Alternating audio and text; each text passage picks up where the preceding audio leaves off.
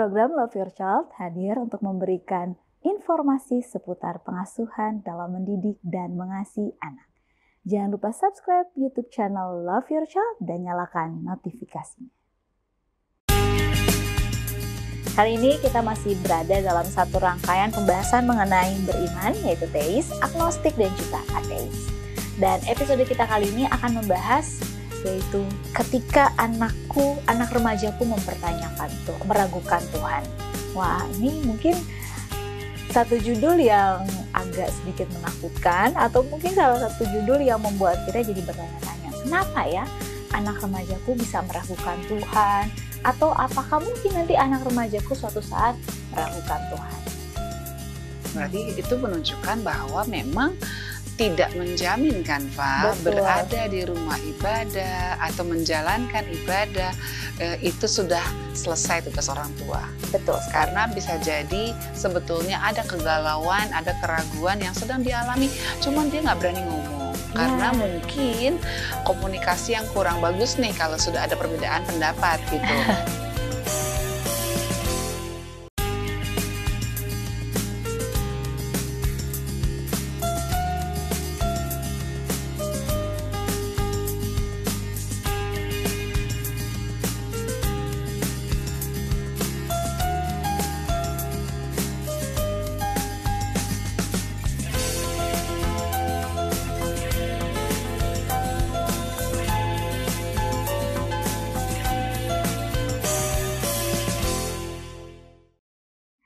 Shalom pemirsa Hope Channel dimanapun Anda berada, kita bertemu kembali dalam program Love Your Child, satu program yang mengajak kita untuk mendidik dan mengasihi anak, menjadikan generasi yang lebih baik. Kali ini kita masih berada dalam satu rangkaian pembahasan mengenai beriman, yaitu teis, agnostik, dan juga ateis. Dan episode kita kali ini akan membahas yaitu ketika anak remajaku mempertanyakan meragukan Tuhan. Wah, ini mungkin satu judul yang agak sedikit menakutkan, atau mungkin salah satu judul yang membuat kita jadi bertanya-tanya, kenapa ya anak remajaku bisa meragukan Tuhan? Atau apakah mungkin nanti anak remajaku suatu saat meragukan Tuhan? Kita akan membahas bersama dengan narasumber yang telah hadir, yaitu Ibu Helena Valentina. Beliau merupakan seorang psikolog dan juga praktisi pendidikan. Shalom Ibu Helena. Shalom Eva. Masih dengan pembahasan yang sesuai dengan nilai Pancasila. Kita kan betul. Bangsa Indonesia itu adalah bangsa yang berketuhanan, Eva. Benar, kita harus ingat pertama, kita harus ulangi ketuhanan yang Maha Esa. Iya, founder negara ini, Bapak negara kita sudah menekankan itu sejak awal. Mungkin juga mereka tahu kali ya, satu saat nanti ini, wah ini bisa ada pengaruh-pengaruh luar yang bisa membuat keturunan penerus bangsa ini bisa melupakan Tuhan gitu ya. Dan tapi ya kita bersyukur ya bahwa kita di negara yang menekankan bahwa kita harus berketuhanan yang Maha Esa. Betul sekali. Nah, kalau di episode sebelumnya kita juga mau review juga kan, kita membahas gimana nih kalau anakku ternyata malas ibadah. Ini juga mungkin salah satu kekhawatiran. Mungkin pemirsa bisa menontonnya, linknya akan kita tempatkan agar pemirsa bisa menyaksikan ya. Dan kali ini kita akan membahas anak remaja meragukan Tuhan. Ketika anak remajaku meragukan Tuhan, baru judulnya aja ya, walaupun saya belum punya anak remaja, tapi punya pengalaman dengan anak-anak remaja meragukan Tuhan. Iya, bertanya. Mungkin bertanya, atau mungkin dia kasih statement juga kalau dia meragukan Tuhan. Kayak gimana tuh Pak? Ya, waktu itu dia cerita, jadi sama-sama kita di salah satu kompetisi. Kompetisi, kalau di jam kompetisi ini kita dikasih waktu untuk ibadah. Sesuai dengan agama masing-masing. Nah, ketika senior kita misalnya juga lagi ibadah nih, yang lain misalnya sebagian saya dengan teman-teman yang Kristen udah selesai, saya tanya kok nggak ibadah atau segala macem. Dia bilang, enggak, gue kan agnostik, dibilang kayak gitu. Agnostik? Iya, jadi gue gak percaya. Itu masih belasan tahun tuh ya? Masih belasan tahun ya? Iya, dia masih belasan, karena dia masih lebih muda dari saya. Mungkin bisa dikatakan remaja ya, karena belum 20 tahun lah. Tapi kalau menurut saya kan dia sudah berkuliah dengan cukup, saya rasa pasti punya pengalaman juga yang luar biasa. Terus gimana orang tua tahu? Dan saya langsung tanya itu, orang tua tahu? Ya orang tua nggak tahu lah. Kalau di rumah mah saya ikut ibadah aja. Kalau disuruh ibadah. Perayaan hari raya saya ikut. Tapi kalau di luar ya udah enggak. Nah, berarti itu menunjukkan bahwa memang tidak menjamin kan, Fa, Betul. berada di rumah ibadah atau menjalankan ibadah, itu sudah selesai tugas orang tua. Betul sekali. Karena bisa jadi sebetulnya ada kegalauan, ada keraguan yang sedang dialami, cuman dia nggak berani ngomong. Karena Iya. mungkin komunikasi yang kurang bagus nih kalau sudah ada perbedaan pendapat gitu. Jadi orang tua barangkali ketika berhadapan dengan anak yang punya pendapat agak-agak miring, tidak sesuai dengan pikirannya, langsung emosinya meluap. Ya Betul. udahlah, kapok lah, nggak mau lagi deh ngobrol sama mama atau papa, nggak enak nih, nggak asik. Udahlah, mendingan kita pura-pura aja, ya kan, pura-pura aja ibadah. Yang penting kan kita tahu lah di belakang mah aman, senang-senang gitu, Benar. atau menjalankan apa yang dia percayai gitu. Dan ini sama juga seperti yang Ibu Lana pernah ceritakan, kalau Ibu Lana temui, ternyata dia kasih tahu kan kalau bukan hanya dia nih yang punya rasa ragu, tapi teman-temannya juga sampai yang lain. Teman saya juga bilang, enggak kok, nggak hanya saya aja kok, dibilang kayak gitu. Banyak juga yang lain nih, dia sebutin teman-teman kita yang lain gitu kan. Cuman kelihatannya aja, tapi padahal mereka juga enggak. Berarti ini kan bukan masalah yang bisa disepelekan. Kita patut membicarakannya bersama-sama. Kalau kita ingin anak kita tetap berketuhanan yang Maha Esa. Betul sekali. Dan menjalankan serta mengimani Tuhan yang kita sembah sesuai agama masing-masing ya. Iya betul, dan saya yakin pasti setiap orang tua menginginkan anaknya bukan hanya sekedar memiliki agama atau bilang beribadah, tapi benar-benar menjalankan ibadah. Tapi sebelumnya Bu Elena, mungkin kita masih bingung. Apa itu? Tadi kan saya bilang beriman, teis, agnostik, ateis. Ini apa semuanya ini? Mungkin bahasanya beda. Jadi ada spektrum yang panjang sih sebenarnya ya. Kalau kita bilang presentasinya persis tuh ekstrim ke ekstrim, ya mungkin kita bisa lihat di gambar ini, ya bisa dibantu dengan gambar ya Pak ya. Jadi dari ateis sampai teis. Jadi ateis itu sama sekali dia tidak percaya adanya Tuhan. Nggak semua itu adalah kejadian sains gitu loh, kejadian alami gitu. Dan itu bisa dijelaskan secara logis gitu kan. Jadi kalau terjadi gunung berapi atau mungkin kiamat tuh nggak ada itu gitu kan. Nah, jadi yang menciptakan dunia ini juga mungkin teori-teori fisika dan sebagainya. Itulah yang dianut oleh yang tidak mempercayai adanya sosok Tuhan sebagai pencipta atau penguasa langit dan bumi ini ya. Nah, ekstrim yang ujung lagi adalah teis yang sangat mempercayai adanya Tuhan dan dia menyembahnya.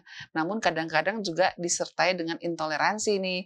Saking merasa bahwa agama saya paling benar sehingga yang tidak beragama seperti saya dia anggap sebagai tidak baik dan diserang gitu ya. Ada seperti itu ya, kita harapkan tidak ada di Indonesia ya. Betul. Nah, yang tengah-tengah ini dia ragu.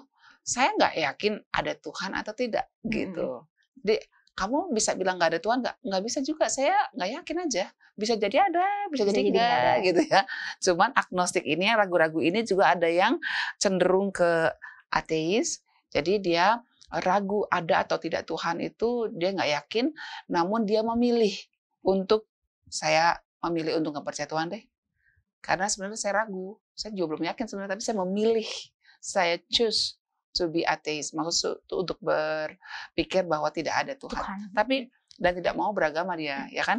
Nah, kalau agnostik yang pro ke ateis, yang cenderung ke sana, mungkin ini adalah ya anak-anak yang mungkin dari keluarga yang rohani, yang suka menjalankan ibadah, yang suka masih beribadah lah ke tempat ibadah masing-masing ya. Jadi masih menghidupkan suasana agama di rumahnya. Nah, dia juga ragu, ada atau enggak ya Tuhan itu? Saya nggak yakin gitu. Tapi oke lah, saya memilih untuk beragama. Memilih untuk, ya saya anggap aja saya percayalah sama Tuhan. Tapi sebenarnya saya ragu gitu. Jadi hanya sekedar juga ya? Yes, dan kalau yang saya temui di kalangan orang muda, kayaknya ini yang banyak. Iya, betul. Ini yang banyak. Jadi dia tetap memilih beragama. Karena apa? Karena ya di negara kita kan harus ada agamanya gitu kan. Kalau nggak bisa dapat KTP Bu Helena. Karena ada agama agnostik gitu kan ya. Nah yang kedua juga dia takut sanksi sosial, sanksi dari keluarga atau sanksi dari lingkungan. Wah udahlah, anggap aja saya termasuk dalam penganut agama tertentu gitu. Padahal sebenarnya dia ragu. Dia ragu dan ya kalau kayak begitu susah untuk diharapkan untuk aktif, untuk bisa menjadi pelayan di rumah ibadah, susah. Oke, susah. jadi sekarang kita tahu bahwa ada spektrum seperti itu supaya kita pemirsa juga mengetahui pembahasan kita ini akan Yes. seperti apa. Kita akan masih membahasnya dan pemirsa tetaplah bersama kami di Love Your Child.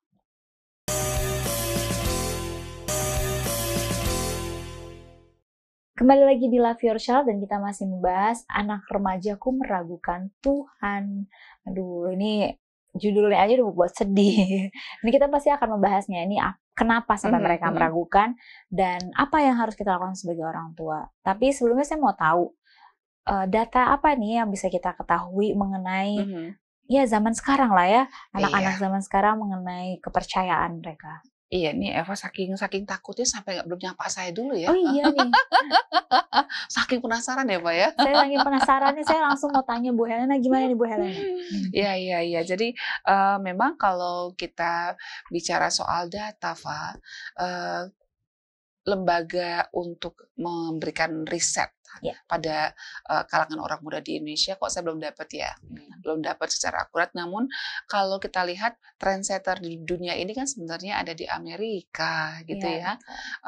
Ya mungkin ada juga yang kurang setuju, tapi nampaknya Amerika termasuk negara yang bisa memberikan gambaran yang cukup bisa dijadikan barometer barangkali ya. Jadi di sana saat ini boleh dibilang jumlah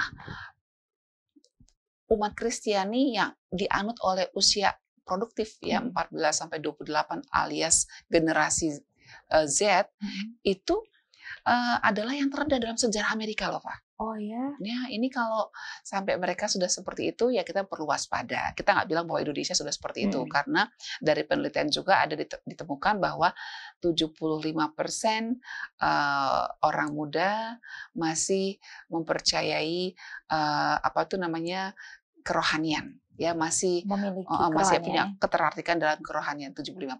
Mudah-mudahan itu benar ya. Karena itu ada sekitar jumlah sampelnya sekitar 4.000-an gitu di Indonesia ya 75%.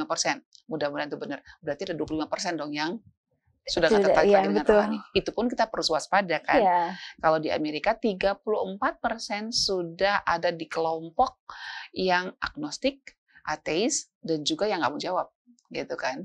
Dan 20% dari usia 13 sampai 28 tahun ini mereka sah bilang saya ateis. Berarti ada 14% yang agnostik seperti itu. Berarti ibaratnya kalau mau digabungkan kurang lebih hampir 50% mereka nih ya secara total berarti ya. Bisa ini mereka jadi orang yang memang sudah dan bertumbuh terus nih, ya. bertumbuh terus ya karena apa? Memang kan biasanya getok tular tuh. Jadi kalau saya begini terus dia expose, terus nanti orang muda yang sedang dalam pencarian jati diri bisa ke bawah juga. Iya benar juga ya. Saya nih lagi kayak gini ya. Ya apalagi kalau anak-anak kita masih muda, usia masih dalam posisi yang belum kuat.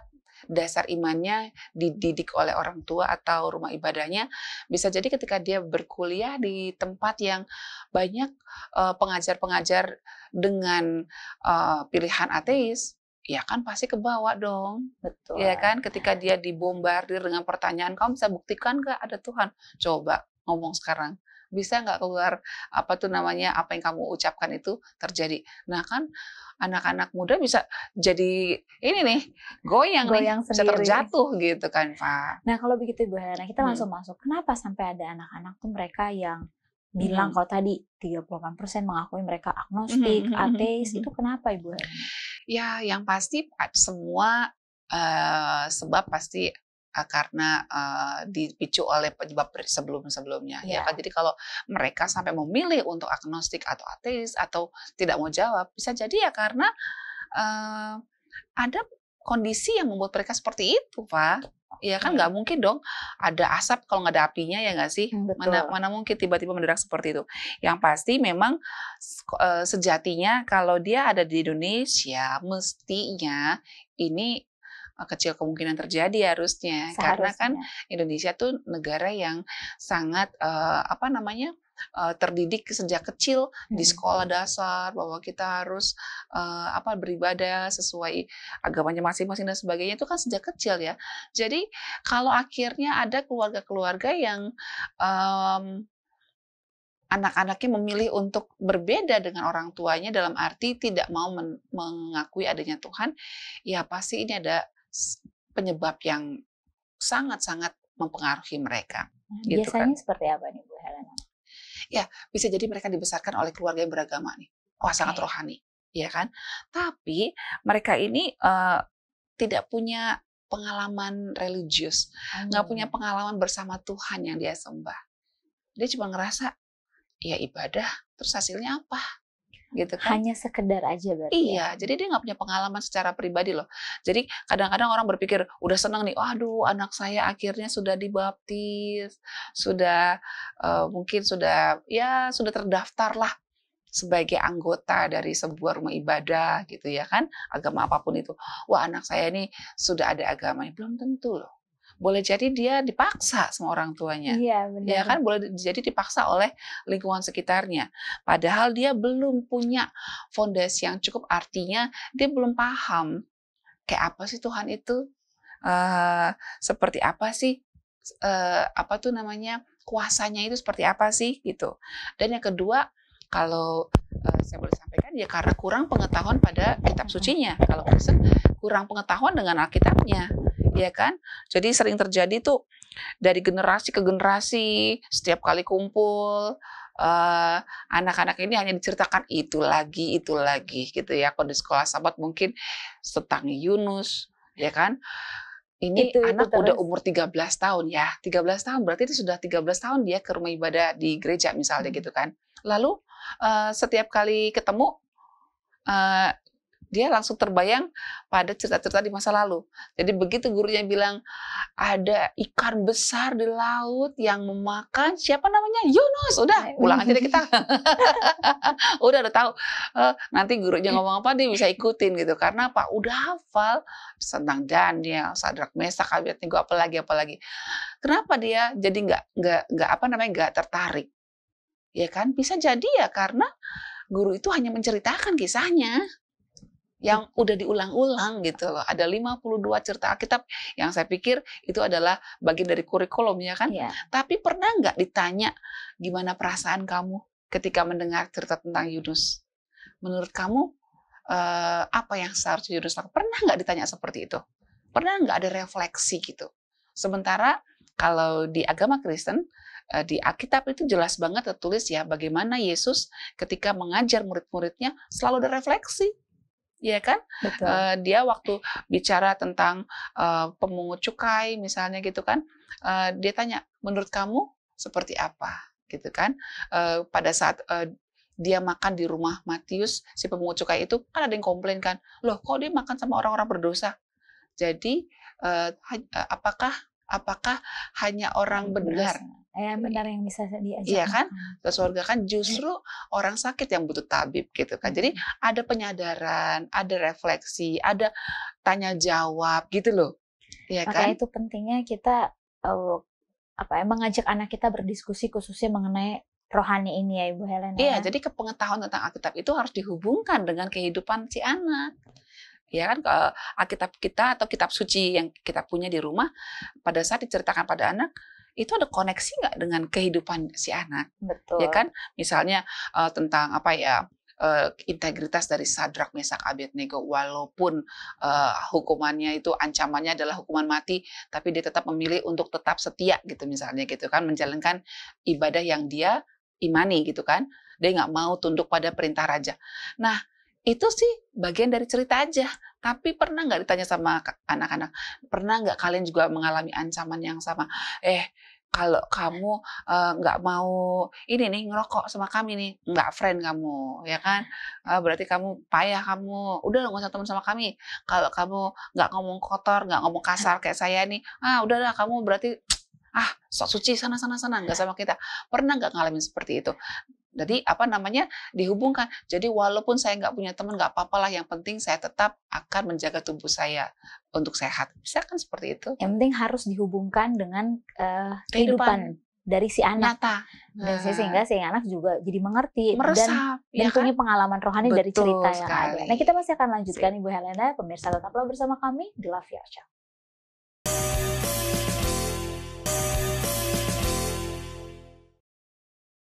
Kembali lagi di Love Your Child dan kita masih membahas seri mengenai keimanan, agnostik dan juga ateis. Dan pembahasan kita topik saat ini adalah bagaimana anak remajaku tuh kurang beriman. Tadi kita udah membahas meragukan ya Tuhan, kan? betul. Kenapanya itu ternyata ada banyak faktor. Nah, sekarang kita mau lanjut ke faktor berikutnya. Masih Apa ingat lagi? kok yang pertama tadi kan? Masih ingat yang pertama? Bahwa dia belum mengenal Tuhan dengan jelas dari ya orang dewasa yang dari sekitarnya, ya kan? Mungkin selalu bahasanya tinggi-tinggi sehingga dia nggak menangkap ya kan? Dan kita sepakat ya bahwa orang yang sudah menjalankan ibadah belum tentu dia itu sebenarnya yakin bahwa ada Tuhan. Dan kedua tadi ya kurangnya pengetahuan tentang kitab suci yang dia miliki. Dan belum dihubungkan dengan keadaan nyatanya. Iya, karena dia menerima hanya sekedar ceritanya saja tanpa ada pengertian yang mendalam tentang aplikasi dalam kehidupannya atau mungkin dihubungkan dengan pengalaman hidup dia. Betul. Sehingga ada jarak tuh antara pengalaman hidup dengan cerita itu. Jadi cerita itu jadi seperti dongeng jadinya. Atau mungkin dia berpikir itu kan zaman dulu. Bisa jadi gitu kan. Karena kurang pengetahuan tentang kitab sucinya, otomatis dia tidak mampu untuk mempertahankan imannya. Ketika digedor sama orang, loh kenapa kamu agamanya ini? Kenapa ya? Saya juga nggak tahu. Kenapa kamu nggak agama A? Kenapa agama B? Kenapa kok kamu setia banget sih pakai acara berjuang untuk mempertahankan iman kamu? Mau apa? Seperti misalnya Advent, hari Sabtu ke gereja gitu. Kenapa harus ke gereja hari Sabtu? Kenapa nggak hari yang lain gitu kan?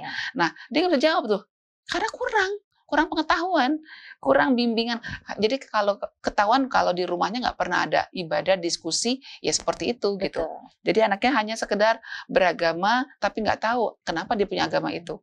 Dan yang keempat, nah ini dia, karena dia tidak punya pengetahuan yang cukup tentang iman yang dia pegang, akhirnya ya dia nggak pernah punya pengalaman dengan Tuhan juga, ya pengalaman religiusnya minim. Mungkin di rumahnya dia tidak pernah dilibatkan ketika mama papanya punya masalah. Udah kamu anak kecil sana deh sana. Padahal sebetulnya kalau saya jujur aja, kalau saya ada masalah di rumah, misalnya ada ya masalah macam-macam ya, ada penyakit, ada masalah ekonomi, ada masalah keluarga, ada masalah sosial segala macam. Saya selalu panggil anak-anak saya kumpul di sini, Mami mau jelaskan kita sekeluarga ada masalah. Terus kenapa kami dipanggil, Mami? Kalian harus tahu bahwa kita perlu Tuhan. Mari kita berdoa. Oke, kamu mendoakan ini, kamu doakan ini, kamu doakan ini. Oke, kita giliran ya. Oke, kita akan lihat jawaban Tuhan seperti apa. Biasanya sih kami tulis tuh. Pergumulan kami di papan tuh, kita tulis. Kita lihat bagaimana Tuhan bekerja. Jadi ketika 101 selesai, ada juga yang sampai sekarang belum selesai sih, ada juga gitu. Selesai, mereka ngerasa, Mami, Tuhan sudah jawab, gitu kan. Betul. Oh iya, nomor 2 juga sudah Tuhan jawab, gitu kan. Jadi itu pengalaman yang betul-betul kita rasakan bersama. Nah, jadi anak-anak punya pengalaman religius bersama Tuhan walaupun dia masih kecil gitu. Karena diajak terlibat dalam hubungan itu juga. Jadi, kayak misalnya papa saya sedang sakit keras. Saya bilang, aduh Mami tuh pengen banget loh kalau opa tuh jangan meninggal dulu. Karena apa? Dia masih punya persoalan dengan adiknya. Kita selesaikan dulu gimana cara kita berdoa. Yuk kita berdoa, kita berpuasa. Sudah kan? Ternyata benar dia bisa keluar dari ICU.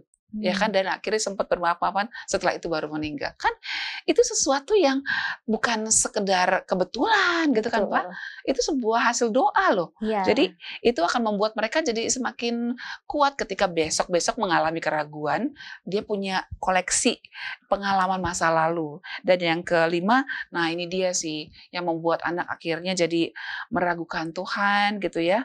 Itu ya salah satunya adalah karena mungkin ada tragedi, dan juga doa yang kok nggak dijawab gitu ya. Mungkin tragedi orang yang paling dia sayangi kok meninggal. Kan katanya ada Tuhan, saya berdoa kenapa nggak Tuhan nggak jawab gitu kan. Nah boleh jadi dia kurang cukup pengalaman di masa lalu bahwa kadang-kadang jawaban Tuhan tidak selalu seperti yang kita inginkan. Tapi yang pasti Tuhan selalu kasih yang lebih baik dari yang kita inginkan gitu. Hanya saja kadang-kadang kita perlu waktu untuk memahaminya. Nah ini kan perlu latihan di masa lalu. Ya, betul. Nah seperti itu ya. Jadi tidak ada doa yang tidak terjawab. Semua doa Tuhan jawab. Iya, dan terakhir adalah ini sih yang paling penting Pak untuk diketahui oleh semua orang tua, pemimpin agama dan juga guru-guru, kemunafikan di dalam rumah ibadah. ya, Yang dilihat langsung oleh yang dilihat oleh anak-anak anak. kita. Terutama ketika kemunafikan atau hipokrit itu terjadi pada orang tuanya. Ya. Karena apa? Teori yang disampaikan oleh orang tua itu tidak berbunyi sebesar teori yang dilihat dari bahasa tubuhnya. Betul, dari Ya kan? perbuatannya. Ketika kita bilang, kita harus jujur. Menurut kitab suci kita tidak boleh berbohong, tidak boleh mencuri. Lah, mamanya berbohong. Mamanya mencuri, kan gitu kan? Kita harus setia pada Tuhan. Lah, mamanya nggak setia sama suaminya. Gimana ini? Kan gitu kan? Akhirnya dia merasa hipokrit. Nggak perlu nih kita beribadah, nggak ada gunanya. Tidak mengubah orang tua saya kok. Buat apa saya harus capek-capek? Gitu.